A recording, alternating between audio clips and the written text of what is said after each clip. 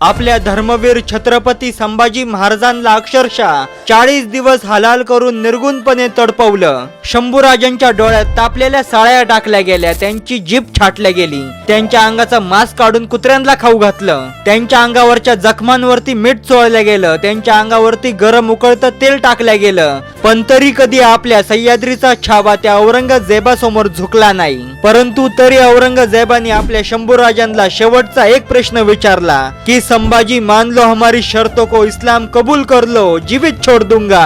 परंतु तरी आपले शंभूराजे त्याच्या या शब्दावर थोडे पण डगमगले नाही। ते कोणासाठी? आपल्या हिंदू धर्मासाठी, आपल्या हिंदवी स्वराज्यासाठी। शेवट आपल्या संभाजी महाराजांचं प्रत्युत्तर ऐकून औरंगजेब सुद्धा म्हणाला, संभाजी महाराज, मैं हार गया तेरे सामने।